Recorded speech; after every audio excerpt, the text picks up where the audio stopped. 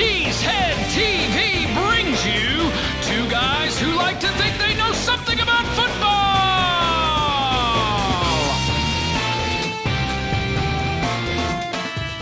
Good afternoon, everyone, and welcome back to Packer Transplants Live. I am Aaron Nagler, and with me, as always, is Mr. Corey Behnke, my partner here at Cheesehead TV.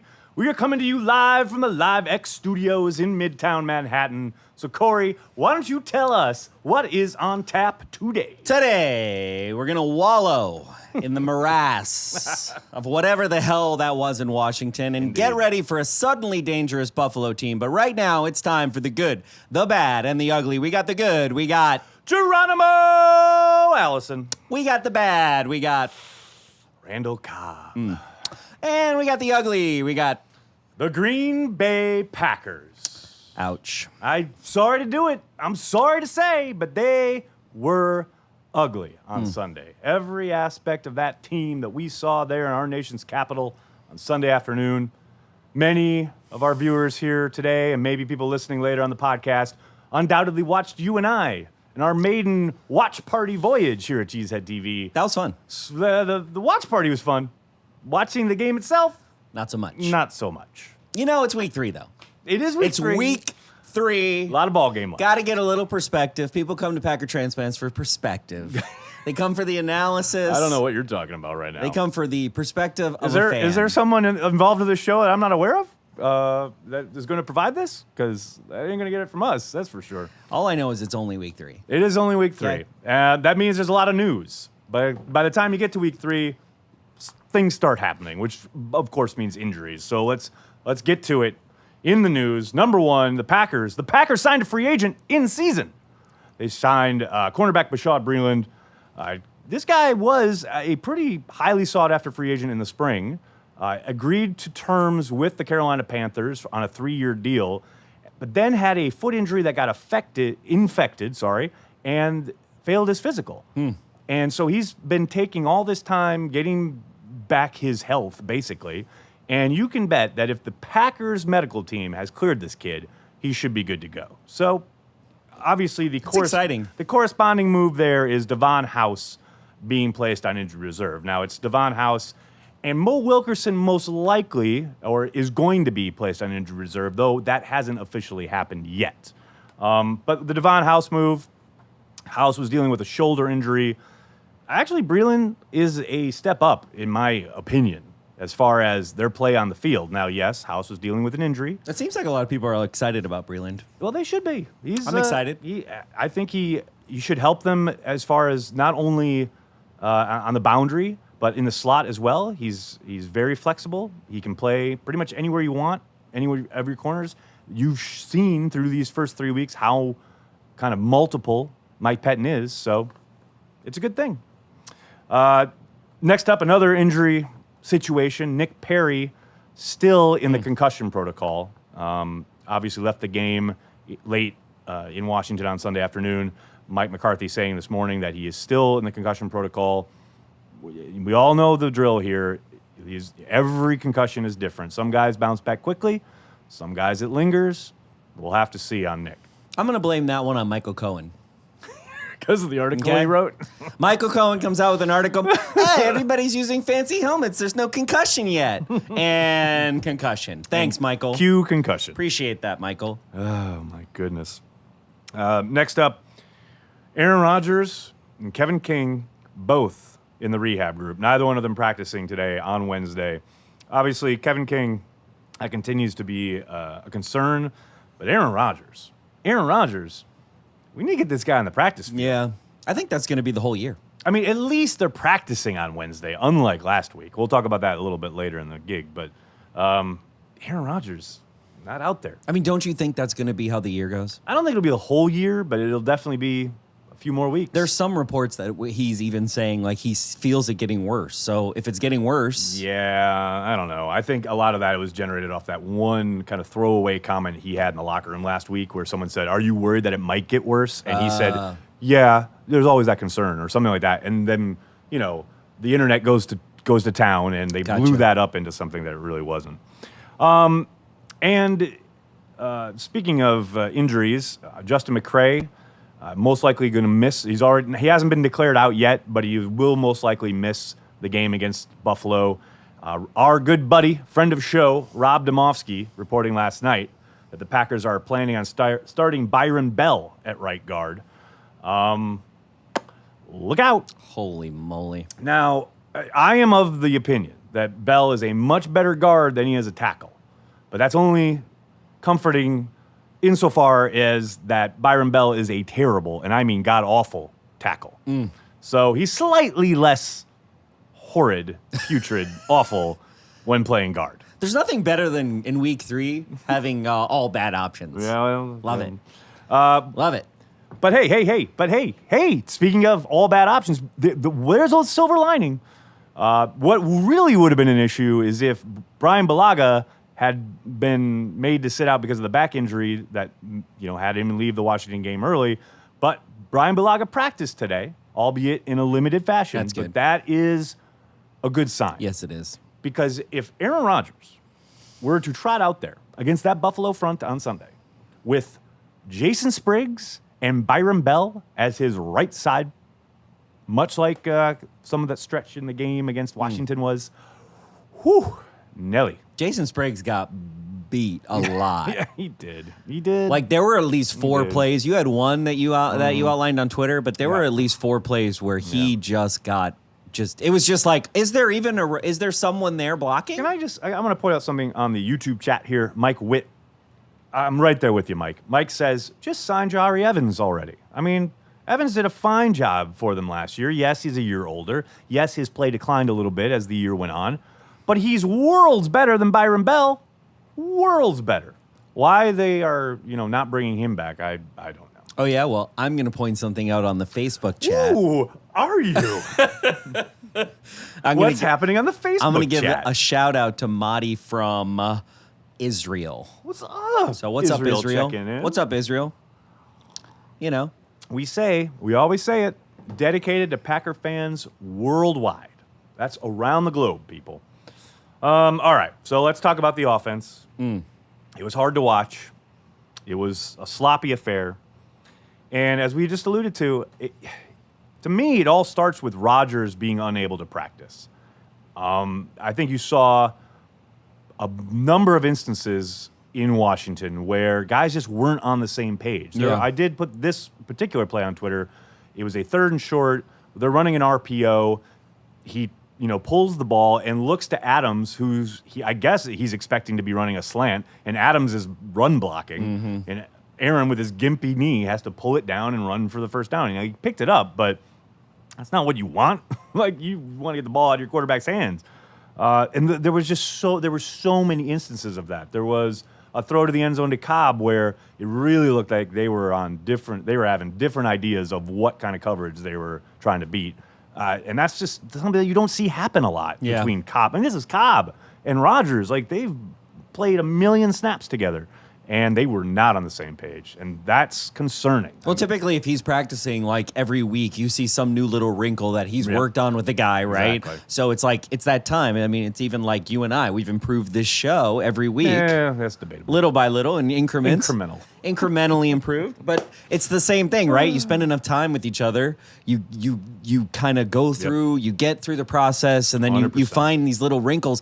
I think that's why Mercedes Lewis is not more in the offense. I think that's why we really haven't seen, like, Jimmy Graham hasn't had a takeover game yet that I thought he was going to have by this point in the season. Right. That hasn't happened. And he's going to his crutches, Geronimo, right? Geronimo's a crutch. He's a guy he knows, right? Yep. He's a guy he trusts. Exactly. Cobb and Devontae, of course, like, you have to go. Devontae should be the hot read on, like, every play, pretty much. Well, it's interesting. You mentioned Jimmy Graham. The news broke after the script was written here, but we should add here Wednesday afternoon. It just came out prior to us going live. Jimmy Graham did not practice today. No one knew why until the injury report came out. Jimmy Graham dealing with a knee injury. Ooh. So maybe we will see some more Mercedes Lewis simply by the fact that he'll have to get bumped up the depth chart a little bit if Graham is unable to go. Now, we don't know anything about anything on Graham yet, as the Packers are always doing. They had Mike McCarthy speak this morning. So now we have to wait till tomorrow till we can ask him what's up with Graham. So we'll see how. No one knows the severity of that injury. In some ways, I want to say something about the offense that I kind of, we were talking about how, maybe no one is responding to Mike McCarthy, but I want to talk about something where Mike McCarthy has never been a coach. He's never had this problem that a lot of teams have, where most teams they might have a good quarterback and one good receiver, right? Right. And so look at Detroit, look at Dallas, look at, whatever. We've been against teams where we know it's going to a guy. Yep. And it goes to him, and there's nothing we can do can't about stop it, right? The NFC Championship game comes to mind with Plaxico Burress and Al Harris. Yeah, and much like, when it's kind of like you're doing an indie film, right? And you don't have the money, or you're doing an indie theater, whatever it is creatively, right? Yep. And you don't have the budget, or you don't have the tools that you would want for your vision. You would die for. A lot of times it forces you to be more creative with what you have. And so in the same way where I think people are a little bit why, like you have Aaron Jones back, right? And people would say, well, why isn't he using him? It's almost like we've always had this juggling, and I've been a big fan of it, where it's like weapons, right? Right. My favorite thing on the offense is weapons. If you can throw it. If you ever watch it, now that we're doing watch parties, this will come up eventually. I love weapons. When the offense does end up getting in sync, you'll hear Behnke say it like 100 times a game. Too many weapons. Just too many weapons. Too many weapons. Too many weapons. And so it's almost like he's trying to create that milieu where it's like, I want to have 12. Look, when your offense throws to 12 people or 8 people even, it's amazing, right? You're able, how can any defensive coordinator stop that? But I just love one game where McCarthy goes, you know what? We're going to hot read every time to Devontae and go through the progression. We are going to feed Devontae on passes, and we're going to feed Aaron Jones. And the only time we're not going to feed Aaron Jones is the third time he runs the ball. We're not, because you don't want to do that, because in Madden you'll fumble the ball, right? So you don't want to be 3 times in a row. I know what you mean though. Rather than what the old football coach saying, the Jimmies and Joes, not X's and O's. Think players, not plays. Yeah. And get those guys the ball. I agree. The Aaron Jones thing, I know that's a hot topic online, and for good reason, because I think it's blindingly obvious how talented he is and how nearly every time he touches the ball, something positive happens. And I get Jamal Williams is in there and has been doing yeoman's work, especially in pass protection. I get that Ty Montgomery is a versatile weapon that gives you a lot of flexibility on offense. But holy Toledo, a blind man can see how exciting Aaron Jones is with the ball in his hands. And to have him, what do you get, 6 carries? It's malfeasance. It's bamboozlement. Yeah. I don't, you feature your talent. You've got, like you're talking about, they've got an abundance of it. I understand that you want to spread the ball around, but man, feed the hot hand. Feed the guy who's clearly the most talented back in your backfield. Yeah. It's a frustration. I get why he doesn't do it. I don't agree with it, but I understand his logic and his thinking behind it, trying to maximize all the tools that he has on offense. But it's annoying when you see somebody that talented get underutilized. And I get the logic, and look, I'm like the first person who doesn't like to I don't like to look back and go, oh yeah, you should. Hindsight's easy, right? You should have called whatever. That's simple. And I don't like to judge play calls, but I do feel like there is a staleness to this offense. I used to feel about this offense, right? Yeah. Where no matter what happened, now a little bit is Aaron's knee, but I just used to feel like this offense, no matter what happened, there never were 3 drives they didn't get it done, right? And you got a sense of that. Look, you got a sense of that against the Vikings. You definitely got that. They owned, except for the very end of the fourth quarter, they offensively owned the Vikings in the fourth quarter. They did whatever they wanted to do. They did their game plan. And so I guess when you can do that and you're Mike McCarthy, you're like, no, I can do that. I got to get to that. I can always do that. He's always trying to get to that. And so he never flips the script, though. Have you ever seen this offense flip the script on themselves? Have you ever seen this offense decide, hey, we're going to go against a defense that can't stop the run, so we're just going to run it all the time? Right. You never really see that. It's always... There's always seems to be one point in the game, and it's funny because Mike actually literally said this to me the first time I ever spoke to him for Cheesehead TV years ago, and ever since then I've kind of noticed it, and it's not something I really ever paid attention to prior to that, but there's always a point in the game where Mike says, okay, now we're going to pound the football. Yeah. Every single game, there is a point where he goes, and it's so funny because people get so mad that he quote unquote forgets the run, but Aaron Rodgers is a part of that. Yeah. Aaron Rodgers is reading the defensive front. He's calling checks and things at the line of scrimmage, blah, blah, blah, blah, blah. But at some point, during nearly every game Mike McCarthy has been a play caller, there is a drive where he says, okay, we are going to pound the football now. And it's funny, after he said that, I was like, oh yeah, that makes sense. And then you watch, quarter, yes, as long as exactly, we're not it's in the second behind by half, a lot. exactly. And that's the other thing. He does say, down and distance, blah blah blah, game situation that will feed into it, and that will, sometimes play havoc with that idea. But he's true to his word in that regard. Like, yeah, there's usually in the second half, there's a point where he goes, all right, now we're going to pound the football, and then you think, well, why aren't you pounding the football all the time? Because you're pretty good at it. But to your point, it's hard when you have Devontae Adams, you have Aaron Rodgers, you have Randall Cobb. And the other thing I want to say is, look, if two plays, it's every game we lose, right? Two plays we block. Right. Two offensive plays we block halfway decently so Aaron can get to the second read or the check down. And two drops we take back. Yeah, we win completely different game. Completely different Just game. a completely different game. Speaking, and the drops are killer. ridiculous. The drops are killer. Now, speaking of, that's a really good point and a good segue into our next point on the offense. Talking about if they just block better on two plays, say. There's one play in particular early in the game where Aaron tries to do a play-action pass. And Mercedes Lewis comes in, cold off the bench. He's on the edge. And you're like, okay, we've got Lewis in there. And we know he's solid. He's probably one of their best blocking tight end. And he totally whiffs on the block. And it basically ruins the play. And Graham would have been open over the middle. The tight end usage has been baffling to me. And I know you mentioned Jimmy Graham hasn't had a takeover game yet. He's been a little bit more productive. Now he's dealing with a knee injury. But, you've got Lance Kendricks in there, and you saw the big drop, and obvious drops happen. But to me, especially once Bulaga went out, why on earth don't you have Mercedes Lewis in there helping your tackle? Yeah. At least, a few more times per game. And I know Mike's offense is predicated on leaving those guys on islands. But it's so obvious that Kerrigan is handing Spriggs his lunch over and over again. Like, put Lewis in there. Yeah. So, and that would get Lewis into a groove, too, because that's the other thing. Like, he comes in cold off the bench, and he whiffs on that block. Well, yeah, it's not Madden. You don't just come in and, automatically do your job, and I know that's what they're paid to do. I know they're paid professionals. Yeah. But give the guy a rhythm. Give the guy some opportunity to get into a groove. It goes to when you get a quarterback, you got to give him some reps, get him warmed up, Early get him in the game, right? Easy completions. That's a It's feature. football 101. That's what we have to do. Now, what I want to say is, do you think? Okay, so is it in my head? I'm like, okay. He's spreading the different formations. He's using a lot of different plays. He's trying to make the offense more complex so that he gets this complex offense on tape. So therefore, the defensive coordinators, when they have all this stuff on tape, they've got too much stuff to evaluate. Right. So there's too many formations. If that's the case, which I actually believe is a little bit what his offense has always been, it's almost like too complicated. Yep. And it's almost like it's to my point. It's like what is so wrong with having Jimmy Graham and Mercedes Lewis on the field almost all the time? What is wrong with having them and getting them in rhythm? Well, and then because for every action there's a reaction, and getting two tight ends on the field means that you have fewer wide receivers on the field. But you have Randall Cobb and Devontae Adams, conceivably. But Randall is not your perimeter guy. It's Geronimo, and you want Randall on the field. Well, at least you would think, and it's pretty clear that they do.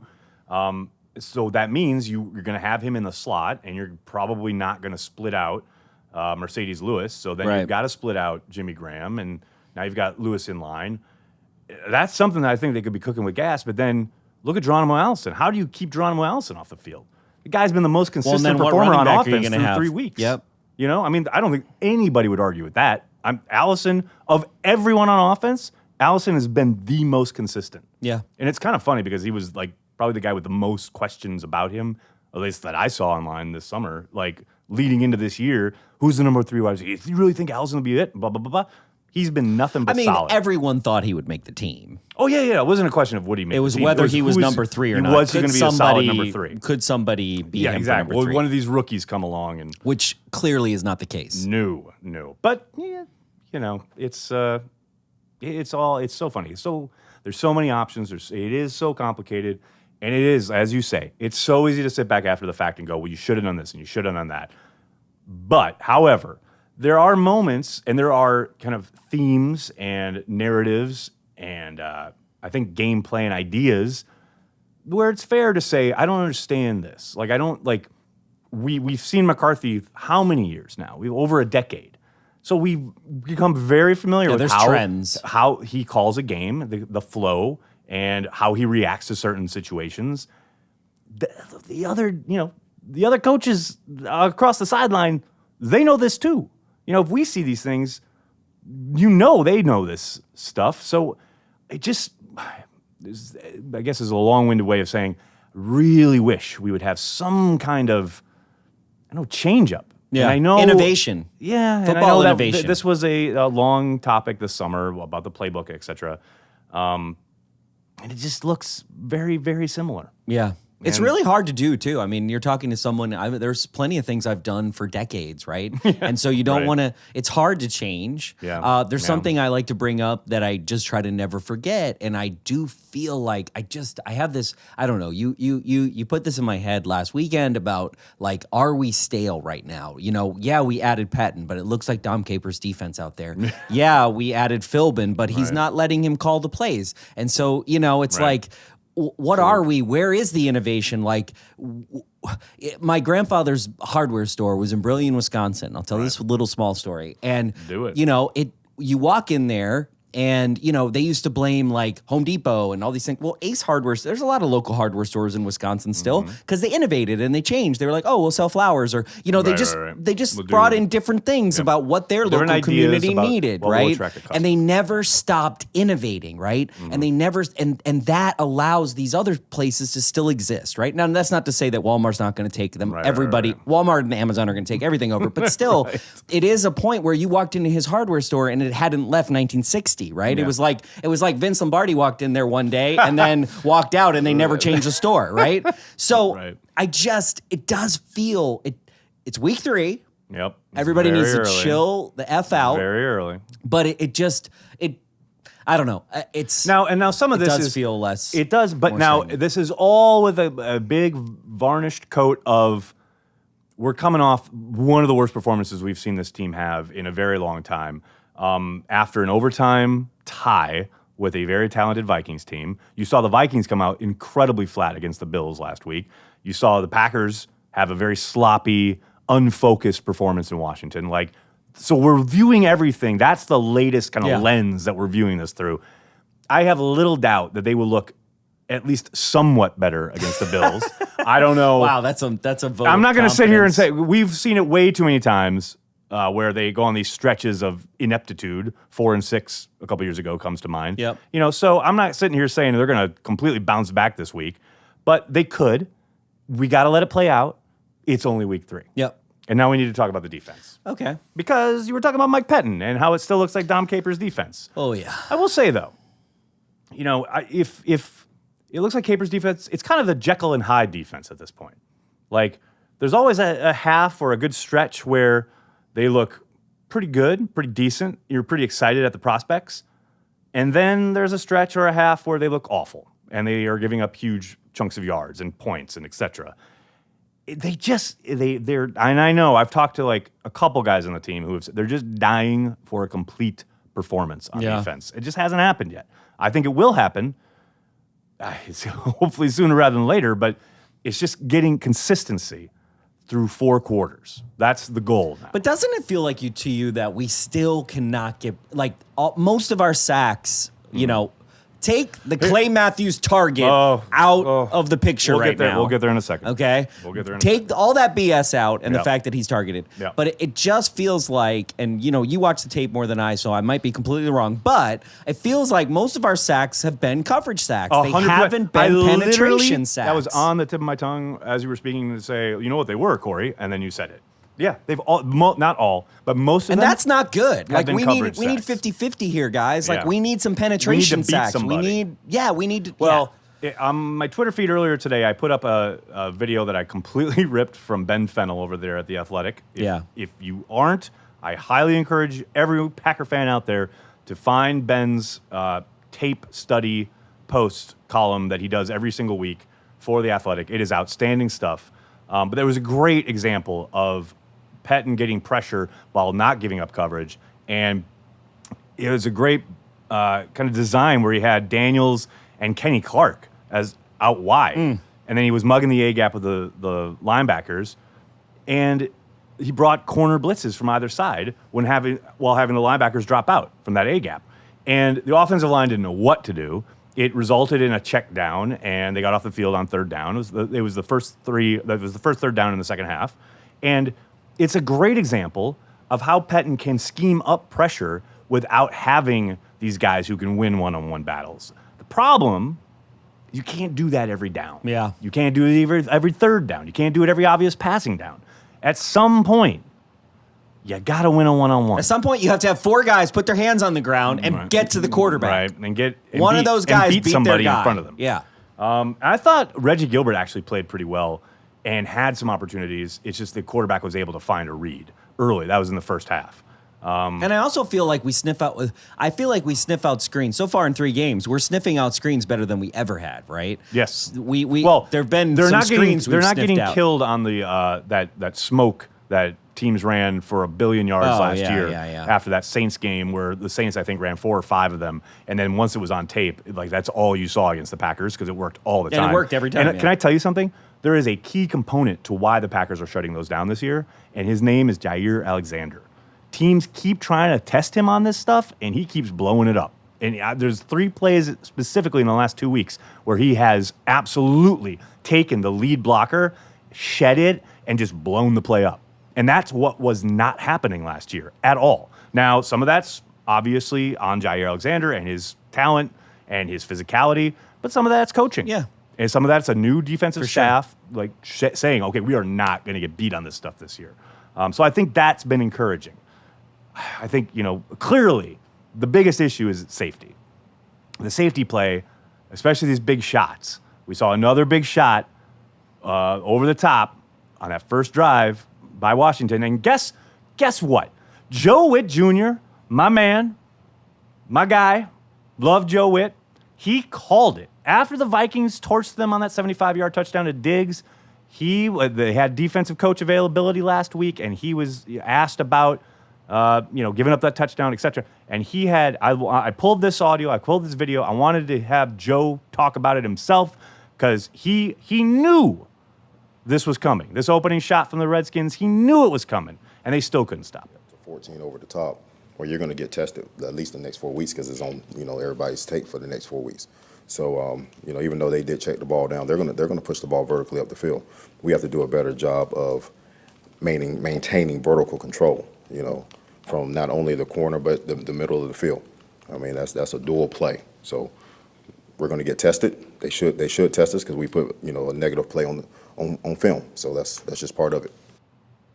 That is part of it, and he was right, and they got tested, and you can bet $1 million that the Buffalo Bills and their superstar armed quarterback, Josh Allen, who can throw over them mountains. I mean, this kid's got a howitzer for an arm. He will throw it deep at some point on Sunday. The Packers have to be better. Well, I hope our rookie is covering him. Yes, Jair or Josh. Either one of them. I'll take either one of them. But to me, it's the safety play. But to your point, I think there have been coverage sacks this year. Yes. And Pettine has shown, as we were just talking about, Pettine has shown an ability with his scheme to get to the quarterback without, guys winning one-on-ones. And and the reality is just a slight elevation in HaHa's game will fundamentally change our defense. Agreed. And I don't know if it's the playbook. I don't know if it's Will. I mean, the guy the guy is one of these guys who just feel like he's an athlete and he comes to play. Yep. But there's something where it's like he just needs to take it to that next level, and that will change our defense. I totally agree. Obviously, Bryce needs to play more consistently. It's really easy to see the plays where he's getting beat. We've seen it against Minnesota. We've seen it against Washington. He just needs to be more consistent down in and down out. And no one's talking about the plays where he plays well because, those aren't highlights and they don't get, shown on SportsCenter unless it's an interception. Yeah. But, there have been good stretches from Bryce. He has just got to shore it up on these deep throws. And teams are going to keep throwing in his direction. And I know Alexander was on the coverage, but on this one in Washington, but Bryce is there too, and he's tracking the ball.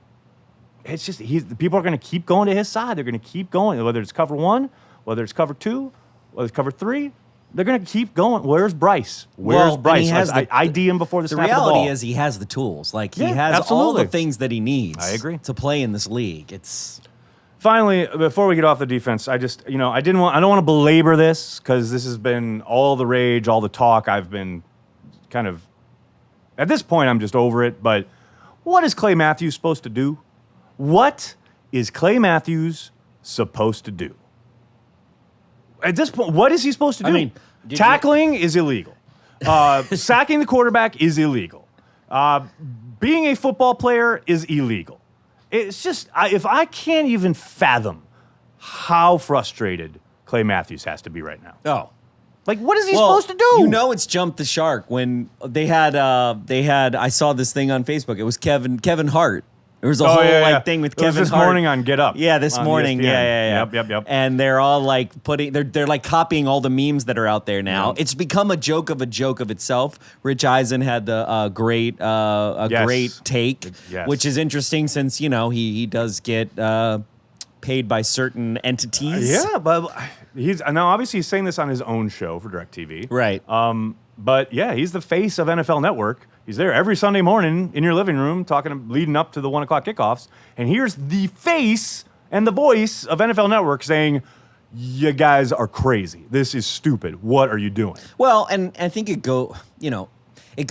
think we talked about this in the watch party. I think this is all intentional, guys. This is a feature, not a bug. Okay, This is 100% a feature, not a bug. Mm-hmm. This is intentional. This has to go with this. Now, whether you think this is the right approach, this is 100%. They do not want a nationally televised game to have an ambulance come on the field and everyone be quiet and you don't think about anything from football. You think about actual, like, real life. Humanity, like real life, and how it's just a game and it's not like, it isn't life or death until that happens. The Devontae Adams last year, like, I don't think they're taking the right approach, but clearly that's what they're doing. But it's just interesting to me. I mean, I think what people are seeing is this is how the NFL is a collection of mostly white, rich, privileged males. Yeah. And the competition committee is the cream of that crop. So it's like a cheese curd, right? It's like you skim off the fat and the stuff on the top, the worst of the worst, right? You got, I know Jerry Jones isn't on the competition committee, no. but Mark Murphy is. But Jerry Jones pulls some strings now in the NFL, shadow okay? commissioner, yeah. He is the shadow commissioner. It's not a joke. So, you're not seeing a democratic process. There's no voice of the fan. There's no voice of the players. There's no voice of the player. That's There's no voice of the Aaron fan. Rodgers was talking about in his piece or his Q&A with The Ringer earlier this year, where, you're coming up with these rules and you have zero player input. You've got GMs, you've got ownership, you've got, coaches. There's zero player input on plays and style of plays and penalties that affect the players. But none of it is. However, but you know why that is, right? None of that is collectively bargained. Exactly. We talked about that when the last CBA was around. Yeah. And it's kind of like a chicken or an egg. Like, it's like, we won't support the players if they were to strike, right? Right. But literally their only recourse. 100%. To get anything any kind of out gains. of the NFL, any gains, out of all of the national football lawyers, Yep. right? Right. Is to strike. Yep. 100%. So miss, it's like and to strike and to miss games. Miss a season. Miss games. Real Plural. games. Many real games. Not preseason Regular games. season real games. Yep. And that will never happen. No. Like, don't hold your breath because you'll die. Well, and it's sad. Like, I don't want that to as a fan of football, you well, don't want games gone. Well, of course. especially as a reverse commuter and resident of Green Bay. Right. Without look. Okay. I bought this house, people. I just want to put this out there. Okay, you know how the sign says 104,000 people? Yeah. I don't think it's correct. What, the Green Bay population? Green Bay population. You think they're fudging I've the numbers? been telling people, because I've lived there now for a little while, and I think it's like 60,000. That feels like a lot. There's no traffic. There's nobody there. There's no there. There's no Nagler. Friday at 5 o'clock. Right. You can get anywhere. Oh, you can fire a cannon. Okay, Not hitting we're one. in the middle of it, right? This is UN Day. Yesterday yeah. was UN Day, and UN Day in New York means like just don't leave your house. just Just don't go outside. stay home. Yep. You're Especially, the president was speaking. Like, Yeah. just forget it. Forget about it. Like it's the UN is over there, and we're on the west side. But Green Bay, I'm like, what? So if Green Bay if they didn't have a home game because the players struck, Right. whew, man, they might lose the team. Let me get some tumbleweeds going. It'd be, We'll have to get a lot of Billy Joel We'll have to get some a lot of Billy Joel concerts. Billy Joel concerts, some Steve Miller Band concerts. But no, it does fun. Like when you look at it fundamentally, right? The only way for the NFL to change is either through public opinion, and the only way public opinion matters, right, is Yeah, for but sponsors. public opinion- Sponsors. Yeah, the No, sponsors. that's what I mean. Now It's- you're talking. It's public opinion Right. affecting the sponsors, right? That's one way. But that's a long game. Oh, that's a way long game. That's not instant. You got to do like some Alex That's like a Jones decade. stuff. You Yeah, got to that's do a like decade crazy of stuff. stuff going on. Yes. Right. Or through the players, so that the players have a voice because they make 70% of the revenue, right? So, Well, it's a little less than that, but yes. all right, NBA 70%. Right. Anyway, they make a majority of the revenue. So without that, and in order for the players to do anything, they have to strike. Yeah, 100. If they want to gain anything in the bargaining table, at the bargaining table, yes, they have to strike. They never will. There's no way. Guys were taking out like loans with 20% interest during the lockout. I mean, it's just not. It's never going to happen. They just don't. They can't. Right. The same way we were saying, like, the average career is 3 years. Yep. Guy's not missing a whole season to strike for the rights of guys who are coming after him. No, he wants to get paid now. He just worked his whole life to get to the NFL. Now he's going to strike? well, and back to Ain't that gonna point about Kentrell Bryce, right? Why he didn't hit the guy. And you go Right. back to like, well, he makes approximately, I'm not saying how much he makes, but he makes approximately $40,000, give or take, dollars a game. Right. And the fine is $24,000. I'll tell you right now, if Okay. you said you were going to fine me $24,000 of my $40,000, I'm I not ain't hitting him. anybody. Oh, here, wait. I got it. This is too funny. Clint Green on the chat says, in response to your Green Bay number fudging population comment, Clint says, Green Bay is just spread out. Yeah, it's spread out into Appleton and Menasha. Yeah, okay, that doesn't count. Green Bay is just spread out. Well, and David Amon on the Facebook comments, Yeah. he says they've got people talking about the NFL, good, better, and different, a conversation about the NFL. And A billion percent. Ding, Yep. ding, ding, ding, ring a That's ding, what you say. ding. It's feature, not a bug. It's a 100%. feature, not a bug. Oh, now we got lots to do yet. Okay, well, quickly, we're going to go through the Bills preview here. It's weird to think the Packers are still favored by 10. The Packers are favored by 10 Lord. points on Sunday, despite their horrific performance and despite all the injuries, despite Aaron Rodgers limping around, and despite the Bills whooping up on the Vikings and their quarterback playing well, their young guy, the Packers are still favored by 10. That's a strong vote of confidence from Vegas. Limpy for your Aaron money. Rodgers is better than anything you got. Hey, you know who's coming back? You know who's coming back this weekend?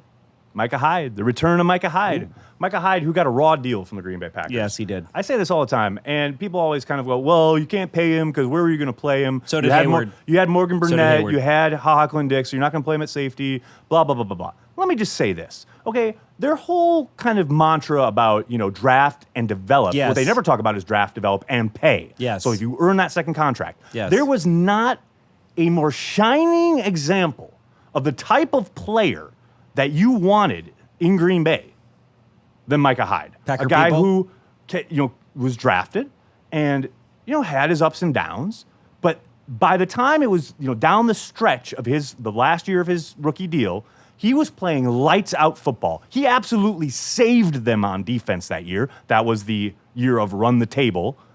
Saved them. Whether it was keeping the guy out of the end zone in Chicago, save a touchdown, whether it was jumping that Dak Prescott pass in the playoffs for the interception, play after play after play. Yes, would he get beat on occasion by tight ends? Yes, he would. Would he sometimes be out of position to make a tackle? Yes, he would. But he was still progressing and becoming a fantastic NFL player. What you always preach, you want guys who are great in the locker room, who continue to develop, Packer people, etc., all this BS, right? So he does all of that and then gets to the precipice of free agency and you won't even talk to him, won't even return his agent's call, and you let him walk out the door. And Ted Thompson even said he's one of my favorite players I've ever drafted. That one blows my mind. Yeah, but what year was that? It was 2 years ago. Okay, so you're And talking then he about goes to Buffalo. But you're talking about and plays lights out. You're What a talking about surprise! the 2015 to 2017 era. Yeah. Okay, I know. that is going to go down in history as not a good era. And a correct. lot of that is for the initials TT. Yeah, Okay, I know. And also, I think It's bad Micah- postscript on a decent I also career. think Micah Hyde suffered from the grass is always greener syndrome that some of Right. us suffer from, Yeah. where you don't know how good you got it till Yep. it's gone. Yep. Because as soon as he was gone, we were missing him. Yes, 100%. And he was playing well. He was playing well in still. another scheme in another Yep. city. And he's taking that to Green Bay this Sunday. Okay, real quickly. Buffalo's defensive front, they're a problem. The idea that we're even starting Byron Bell alone is problematic. But against this front, Kyle Williams and company, Hughes on the outside, I think Bakhtiari can lock him down, especially at home. But still, this team gets after it, and the Packers have their hands full. Here's the other thing. The Bills are only allowing 80 yards on the ground per game, on average. 80 yards a game? That's a lot of Aaron Rodgers on Sunday. Or a lot of Aaron Jones. Oh, maybe. Just keep pounding Aaron Jones and we'll break that 80 barrier. There you go. I like it. Okay. Mike ain't gonna do it. That's I also, you know what I want to see the return Behnke's of? game plan. I want to see the return of red-faced Mike. I am loving that. Oh, that video was awesome. That sideline video of Mike like losing it at the officials. It's amazing. I never want to be on the other end of Mike McCarthy when No, he's you angry. don't. No, you don't. I don't. No. Like It's not a great place to be. Like I bet that ref peed a little. Just a little bit. When you saw Big Mike running after him, well, you saw he had like a backpedal like he was a corner. He was get me out of here. I definitely think he was like, wait, I know I'm in the NFL. I know this is professional, but I'm scared right I'm now. about to get thrown to the ground and pounded. I wish he could. I also wish, you know what? I wish he would have got ejected too. I know. There's some times was where close. you just got to take a stand and Yeah. you just got to be like, this is ridiculous. That would have been it too. That was like, it. That was it. That's it. Like especially coming after Rodgers being thrown into the turf, no flag, and then Clay Matthews has a perfect picture tackle and he gets flagged. Like yes, that would have been the absolute perfect. I would have time been done. To, I would have been like, I'm to done. make a statement I'm and out. say this is not football and this is not what I'm here for and this is what any of these men here who sacrifice so much and work so hard. None of us are here for this, but you know, he stopped just short of that. It's unfortunate. It is. Because that goes a long way towards, how people feel about you. And players too, right? Although I will say, I had a lot of people in my mentions. I put up that video on Twitter, and I had a lot of people who say, I'm not a Mike fan, or I've always hated Mike, or Mike's not my favorite, but I loved this. Oh, yeah. People loved the passion, and people loved seeing Mike that. was doing what we all were doing inside. Exactly. Or we were doing on the watch party we were stream. doing it in a lot nerdy, dorkier Yes, way. Exactly. He was doing it in a cooler way. Speaking of nerdy and dorky, I believe it is time, Mr. Oh, it's Behnke. time? Let's do it. It is time.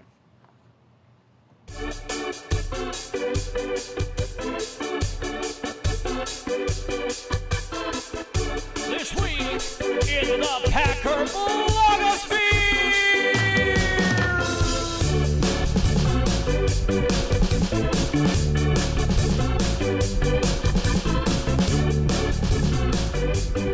That's right. It's the return of This Week in the Packer blogosphere, that venerable series. What's so venerable about it? I have no idea. I said it once years ago, and it just stuck. It just stuck. Somebody asked on the chat if you miss Vic Ketchman. No. Who misses Vic Ketchman? Nobody even knows who he is. No, he still has a blog Get or something outta that he here. writes. So does Bob on. McGinn, and nobody even reads it. Come on. Vic Ketchman is still answering Packer Is questions. it what? Yes. No. Yes. He's That's what I allowed. He's allowed to answer Packer It's questions. his own blog. He can do whatever he wants. What is the Somebody internet sent me coming the to? link, and I was like, "Wait, what? What is the internet why coming is he not to? answering Terry Bradshaw questions or This is or Jaguar like questions? the Jacksonville. He's I like a don't- Jacksonville Jaguars expert. He should be answering. He can only answer Mercedes Lewis questions. It kind of blew my mind. He's the worst. All right.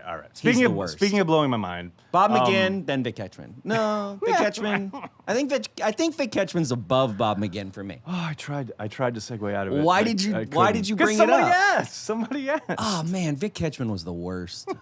You know who's the best? Who's the opposite of Vic Ketchman? Who's that?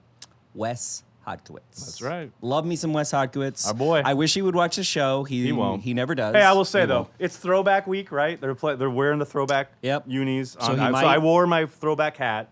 But on the Packers sanctioned show, Packers Unscripted, Hodkiewicz wore regular green, and while Spofford was up in the throwbacks. What? You know, that's just lazy. That's weird. It's Throwback Week, Hodkiewicz. That's weird. Put the blues on. My only pet peeve with Hodkiewicz is that he is an East Green Bay guy and I'm a West Green Bay guy.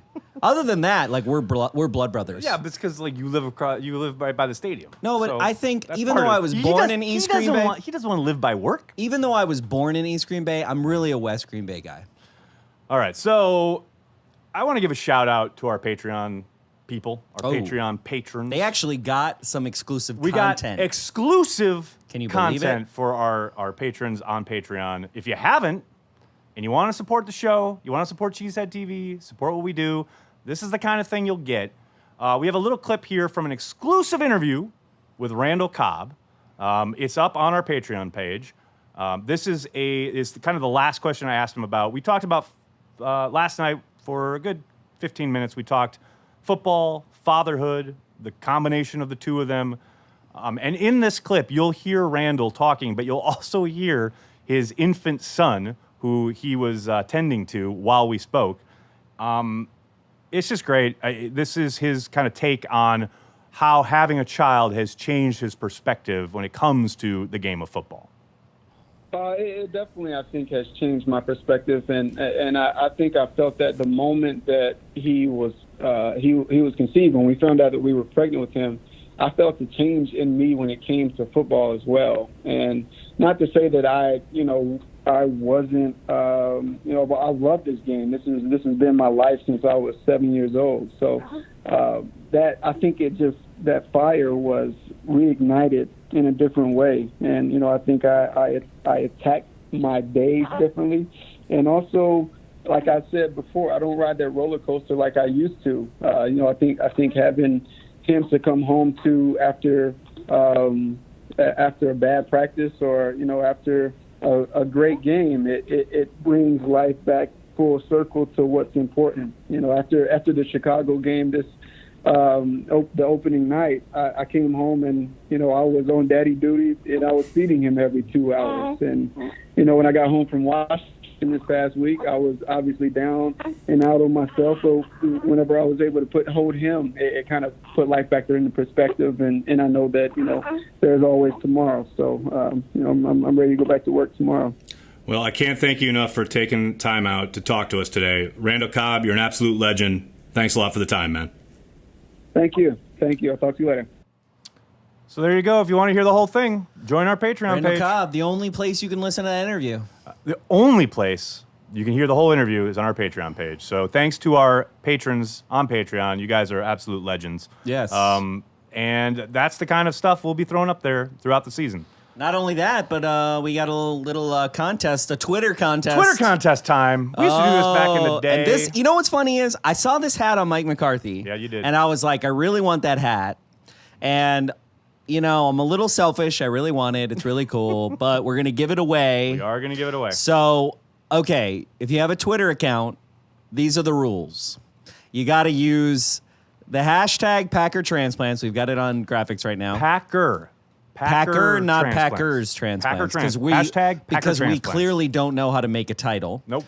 And you have to use @Cheesehead TV. We don't care what else you do. So however you want to say it, however you want to do it, but you got it. Whoever gets the most likes and retweets. Likes and retweets combined. Likes and retweets combined. And Aaron On Nagler. a single tweet. Aaron Nagler is going to be the judge because I'm going to be in Green Bay. So he's going to be the judge and the arbiter on Friday. He's going to announce it. Cheesehead TV will announce it, and we will ship you your very own Coach's Sideline Packers hat. It's new. It's even got the decal on it. Come on, people. Brand new. Come on, people. Never been worn by any human. maybe some lab animals we need at some to change point. that. Oh no. No, we're good. We're good. Okay. I was gonna wear it. No. Then no one will tweet. No one will have They'll it. be like, so it's brand new. ruined. So let's get some people tweeting on that. And then finally, next week, speaking of the Packer blogosphere, we're going to start our little outreach program. We're going to start having some other bloggers, some other YouTubers, some other Packer fans on the blogosphere segment starting next week with Matt. You can call me Matub.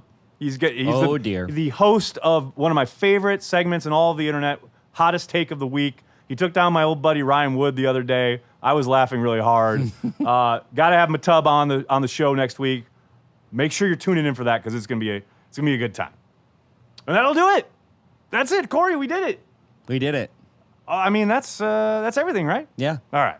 That'll do it for this week's episode of Packer Transplants. We'd like to thank everyone who connects with us all across the internet, be it here at Cheesehead TV or any of our social channels. You guys really help make this a unique fan experience. That's why Corey and I are here. We are and will always be devoted to Green Bay Packer fans worldwide. Take the high road when something like this happens. Is there any positive in terms of motivation for your guys, how ticked off they are about how this played out? Any of that can be used in any positive way whatsoever? I'm not in the mood for drama tonight, Jason. Okay? I appreciate that. What do you think you told the critics tonight?